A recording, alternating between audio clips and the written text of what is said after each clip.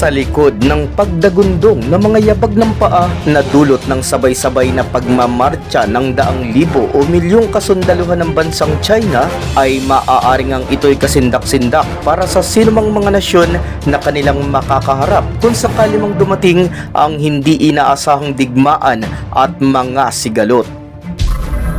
Kasabay ng parada ng PLA o ng People's Liberation Army ay ang ilan pang pagpapakita ng kanilang mga binuong sandata na wari nagpapahiwatig din na handa nga nila itong isabak lahat kapag dumating na ang tinutukoy na pagsalakay. Subalit sa kabila ng mga sandamakmak na kasundaluhang Chino, gayon din ang mga mabilisang armas pandigma na kanilang edenevelop ay hindi nga maikukubli sa kaalaman ng buong mundo kung gaano pa kahilaw sa tunay na malakihang giyera ang Beijing at kung gaano kahina ang kalidad ng karamihan sa mga ipinagmamalaking war weapons na kanilang lantarang ipinangangalandakan.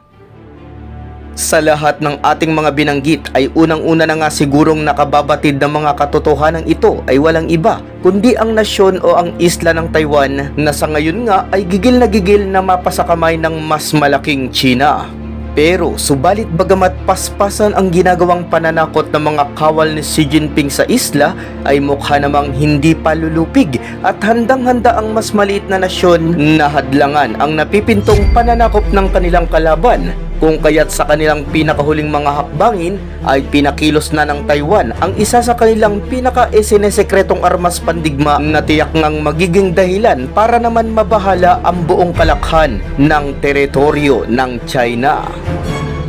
Mga kataps, ang paglabas ng isa sa mga inililihim na war weapons ng Taiwan ang siyang tatalakayin natin ngayon sa video na ito.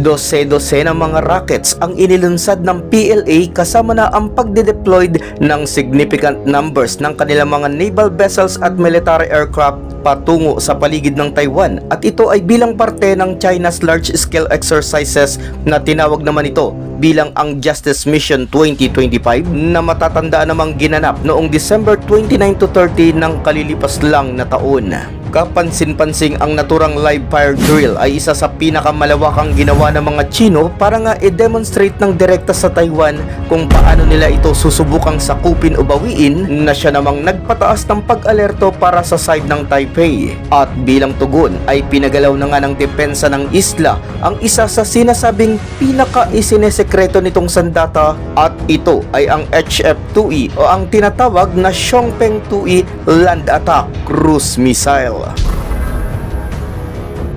Sinasabing ang development ng tinutukoy na Xiongping-2E Land Attack Cruise Missile ay noon pang mga earlier ng taong 2000, subalit mula noon ay napakabihira itong inilalantad sa publiko. Kung kaya naman ay ang napabalitang paglabas at paggalaw nito lamang mga nakaraan ay sadya nga talagang naging kapansin-pansin para sa karamihang mga observer. Ayon pa sa ulat ay namataan ngang ang TEL o ang Transporter Erector Launcher na bihikulong ginagamit katuwang ang Xiongping-2E missile ay gumalaw pa southward mula sa Hualien City at patungo ito para ipwesto sa bahagi ng Taitung na southeastern coast ng isla. Ang muling pag-deploy sa sandatang HF-2E ay nagmumungkahi ng isang sadyang pagsisikap ng Taiwan na ikalat ang mga asset nila na may mataas na kalibre sa gitna nga ng mas tumataas na tensyon sa pagitan nila at ng dambuhalang China.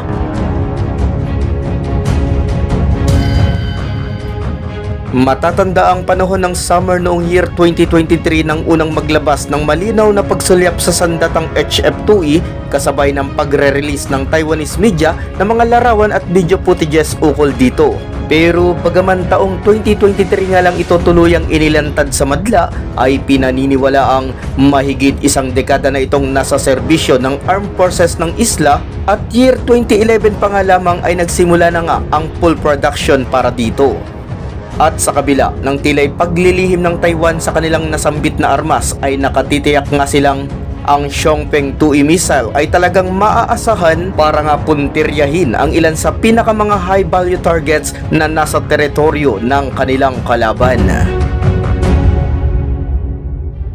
Magkagayon man sa kabila ng designation o pagtatalaga sa tinukoy na sandata ay hindi nga direktang iniuugnay ang HF-2E sa isa pang naunang weapon ng Taipei na Xiongpeng 2 na isa namang anti-ship cruise missile. Sa halip ay tulad ng nauna na nating nabanggit ay itong ang Xiongpeng 2E ay isa namang panglupa o land attack cruise missile na siya namang maaari nilang gamiting pampuntirya sa ilang mga sobrang critical na assets na nasa mainland at mismong lupain ng Beijing.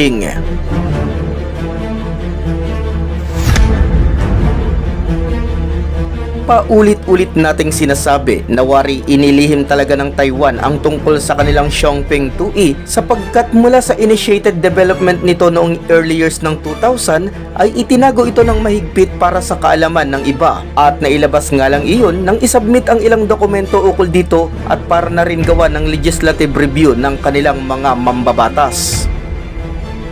Ang Xiongpeng 2E ay tinasa bilang isang ground-launched land attack cruise missile na may kaukulang configuration at operational concept na maihahalin tulad din nga sa isa ding pinakamalakas na weapon sa arsenal ng US at ito ay ang kilalang Tomahawk cruise missile. Sadya din kasing idinisenyo ang HF-2E ng Taiwan para sa isang long-range precision strike habang nasa low altitude na paglipad na siya namang magiging dahilan para sa survivability nito laban sa anumang mga air defenses na inilatag ng puwersa ng mga Chino. Ilan sa mga impormasyon ukol sa Xiongpeng 2E missile ay ang distansya na kayang abutin ng extended range variant nito na aabot ng hanggang sa 1,200 kilometers o tinatayang 745 miles. Pero bagamat sa inilabas na range ng mga SF-2E ay asahang hindi pa ito ang tunay na capabilities ng naturang sandata sapagkat maaaring mas maiksi ang kaya nitong abuting layo o di kaya na may masigit pang mataas o malayo ang lugar na maaari nga nitong targetin. Mga kataps, mahalaga ang aspeto ng distansya na kaya ngang i-reach nitong mga Xiongpeng 2E missile sapagkat kung 1,200 o higit pa ngang kilometers ang kaya nitong tahakin ay talaga nga namang manganganib ang Three Gorges Dam na siya ngang pinakamalaking hydroelectric power station sa buong mundo na nasa lokasyon ng Yangtze River ng China. At alam naman natin na kapag nawasak ang mga malahiganting dam na ito ay tiyak na malulubog sa katubigan ang milyong residenteng mga Chinese na nakadikit na naninirahan doon sapagkat ang tatlong Gorges Dam ay ang nagsisilbi din bilang ang pinaka-flood control para sa naturang area, partikular na sa kanilang probinsya ng Hubei. Sa lohiko pa nga lang na iyon ay masasabi na agad na kapag sinimula ng China na girahin ang Taiwan ay hindi nga sila nakatitiyak na hindi nga din mapipinsala ang milyon nilang mga mamamayan lalo na kapag ninais o nagtagumpay ang mas maliit na nasyon na gawin ang sinasabing pag-target nito sa delikadong dam na maaari ngang lumunod sa kalakhang bahagi ng China.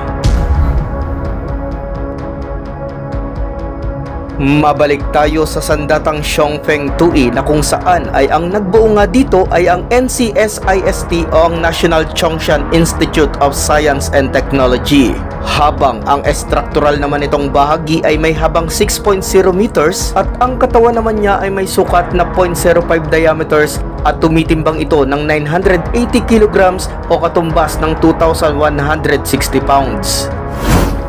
Sinadya lang din ang bilis ng paglalayag nito bilang isang high subsonic speed na may tuling Mach 0.75 hanggang sa maximum na Mach 0.85 habang daladala ang single warheads nito na tumitimbang naman ng 200 kilo o equivalent sa bigat na 440 pounds. Parehong sinusuportahan ng nabanggit na dulo nitong ulo o warheads ang parehong klase ng options. Ang una ay ang unitary high explosive warheads na siyang nababagay para sa pagpapasabog ng mga matitibay o yung mga matitigas na targets tulad ng mga bunker at mga command and control facilities, habang ang isa namang option ay itong ang fragmentation warheads na siya namang akma para naman puntiryahin ang medyo softer area targets tulad ng mga kalabang airfields at ilan pang mga infrastruktura.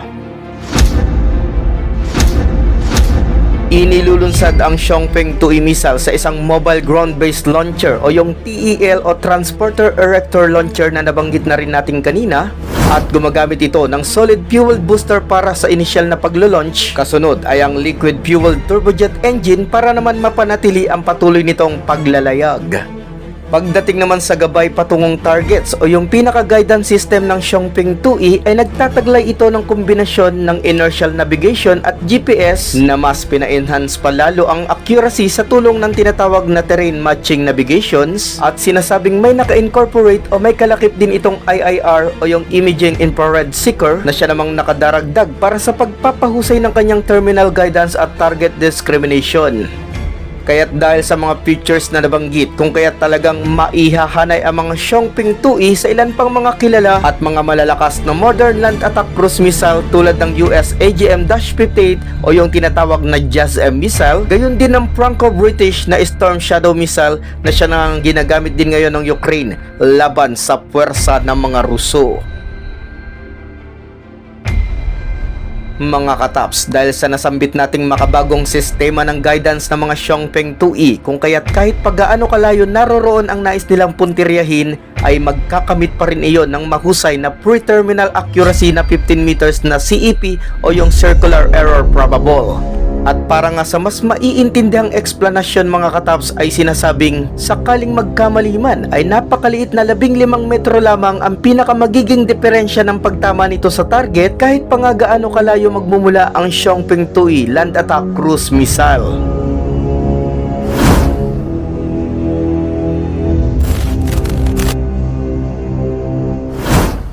China would not renounce the use of force and would take all necessary measures. Yan nga ang maigting na binitawang salita ni Chinese President Xi Jinping noon pang taong 2022 habang ginaganap ang opening day ng Communist Party of China na kanilang idinaraos once every 5 years ng kanilang National Congress. Sa mga salitaing iyon ay mapapanaag kung gaano sila kadesidido upang makuha ang isla ng Taiwan. Mga katagang tiyak na magpapataas ng balahibo sa kung sino mang bansa na kanilang pinauukulan, lalo pat kahit alam naman natin na medyo di kataasan ang kalidad ng kanilang mga gawang armas, ay sila pa rin nga ang ngayon itinuturing na ikatlo sa may pinakamalakas na pwersang militar sa buong mundo ayon pa rin sa talaan ng Global Firepower Index. Subalit, ang salitang pagtaas ng balahibo ay tila wala naman sa bokabularyo ng mga mamamayan ng maliit na isla ng Taiwan sapagkat karamihan sa kanila ay handa umanong lumaban at magbuwis ng buhay para sa patuloy na kalayaan ng kanilang bayan. At sa pagpapagalaw ng kanilang mga SNS sekreto nila noong sandata tulad ng Xiongping 2E ay makikita ngang imbis na magpalunod sa takot ay mas pinili ng mga Taiwanese na gamitin ang oras para sa paghahanda ng mga karampatang pandepensa kaysa nga sayangin ang panahon para magpadala sa pangamba na dulot ng kanilang mga kalaban.